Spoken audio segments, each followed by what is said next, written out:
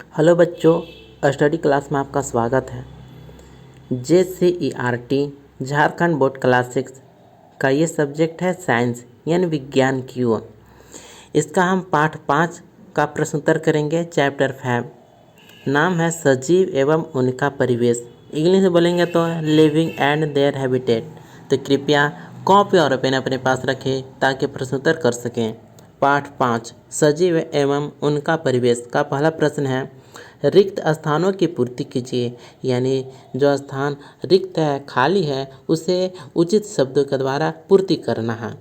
तो पहला, पौधे एवं जंतु जो स्थल में निवास करते हैं उनके आवास को क्या कहते हैं? तो उसे कहेंगे स्थलीय। जो स्थल में निवास करता है उसे कहेंगे स्थलीय। जो जल में निवास करता है उसे कहेंगे जलीय। इस प्रकार से पौधे एवं जंतु जो स्थल में निवास करेगा उसे कहेंगे स्थलीय।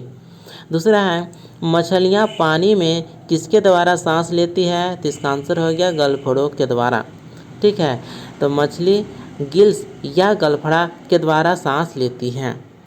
तीसरा प्रश्न है, मृदा, जल, पत्थर, ताप किसी आवास के कैसे घटक हैं? तो अजैव घटक हैं।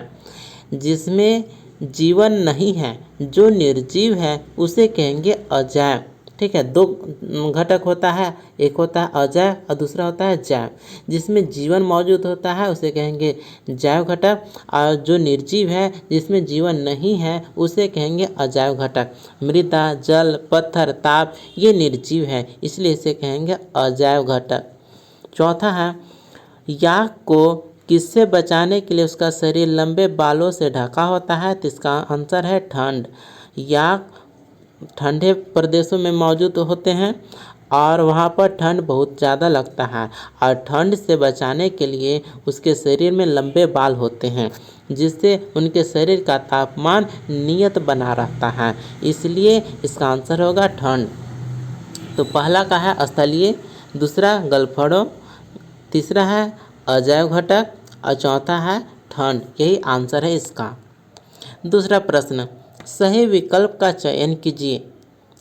एक जंतु जमीन और जल दोनों में रहता है। इसकी एक पूंछ होती है और शरीर पर सल्क यानी स्कैल्स होते हैं। यह जंतु है, तो इसका ऑप्शन ख सही होगा, मगरमच्छ। मगरमच्छ एक ऐसा जंतु है जो जमीन और जल दोनों में रहता है। मगरमच्छ जमीन में भी रह सकता है और जल में, दोनों में रह सकता है। मगरमच्छ के एक पूंछ होता है और इसके शरीर पर सल्क यानी स्केल्स होते हैं, इसलिए इसका ऑप्शन ख सही है, मगरमच्छ। आइए तीसरे प्रश्न की ओर है। प्रश्न कहता है खंड क का खंड ख से मिलान कीजिए। आपको मिलान करना है, तो इस प्रकार से आपको सही ऑप्शन के साथ सही मिलान किया गया है। मेढक का है अंडा देने वाला जंतु। मेढक अंडा देने वाला जंतु होता है। वृद्धि, शरीर का आकार बढ़ना को कहेंगे वृद्धि। प्रजनन, प्रजनन हम किसे कहेंगे? अंडे या बच्चे देने को कहेंगे प्रजनन। पोषण, पोषण किसे कहेंगे? भोजन करना को कहेंगे पोषण। से मिलान अच्छा सही है। उत्सर्जन, हानिकारक पदार्थों से शरीर से बाहर निकालना, इसको कहेंगे उत्सर्जन। संवेदनशीलता, अंधेरे में रस्सी देखकर डर जाना, ये संवेदनशीलता का उदाहरण है, मतलब ये मिलान किया गया है।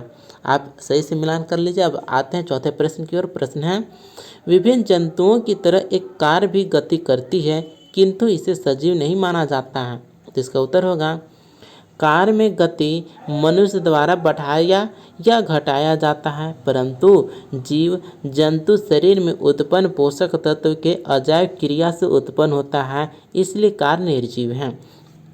तो कार में केवल गति होता है, इसमें न तो प्रजनन होता है और न ही ये सांस लेते हैं और न ही ये सजीव जैसा व्यवहार करते हैं। ठीक है, इसमें गति होता है और ये ईंधन के का इस्तेमाल करते हैं, लेकिन फिर भी कार निर्जीव है। पांचवा प्रश्न, कैक्टस मरुस्थल में जीवन यापन के लिए किस प्रकार अनुकूलित है? तो इसका आंसर होगा, कैक्टस निम्न प्रकार से मरुस्थल में अनुकूलित होगा जीवन यापन करने के लिए। तो पहला है इनकी जड़ें मिट्टी के नीचे बहुत गहराई तक जाती है, बहुत नीचे तक जाएगा। इनका तना मोटा और मांसल होता है, जिससे जल का संचयन हो सकता है। तीसरा, तने की ऊपरी परत मोटी होती है और इस पर घने रोम होते हैं, जो जल के वाष्पन को कम करते हैं। चौथा, पत्तियां छोटी सल्कपत्र या कांटों के रूप में होती हैं। यह जल के वाष्पन दर को घटा देती है ताकि जल का क्षय कम हो जाए। अब है नेक्स्ट छठा प्रश्न, शेर का कौन सा अनुकूलित लक्षण उसे शिकार करने में सहायता करता है? तो इसका आंसर होगा, शेर शिकार पकड़ने के लिए अपने शरीर को हल्के भूरे रंग में अनुकूलित करता है, जिससे झाड़ी में छिपकर शिकार कर सके। शेर के पैर तथा जबड़े की मांसपेशियां बहुत मजबूत होती हैं। इसके बड़े बड़े दांत होते हैं जो चीरने फाड़ने के काम आते हैं। अपने पंजे के लंबे नाखूनों को दौड़ते समय अपनी अंगुलियों के अंदर खींच लेते हैं ताकि वे न टूटे। इनकी आंखें चेहरे पर सामने की ओर होती हैं, जिससे अपने शिकार को ठीक से देख सके और शिकार पर हमला कर सकें।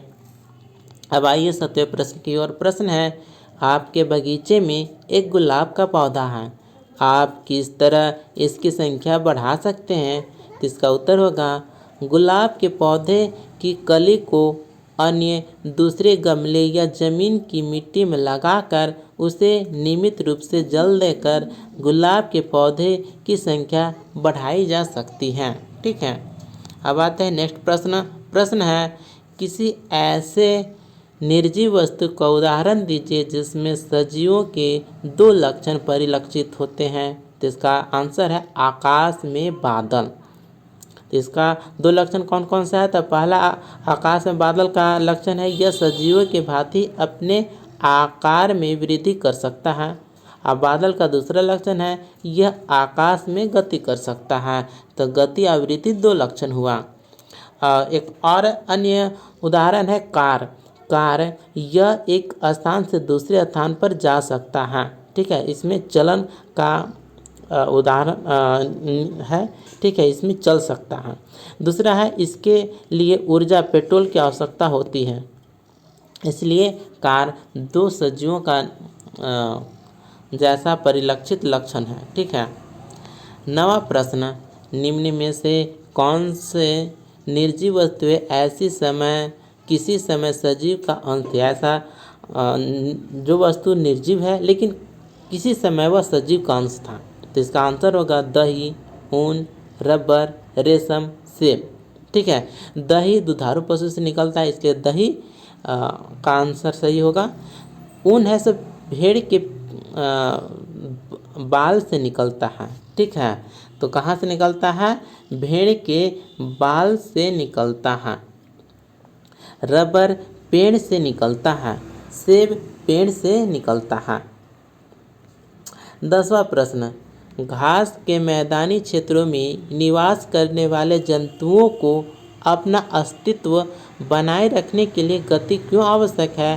तो इसका आंसर होगा, खुद को दूसरे जानवरों का शिकार बनने से बचने के लिए घास के मैदान क्षेत्रों में निवास करने वाले जंतुओं को अपना अस्तित्व बनाए रखने के लिए गति आवश्यक है।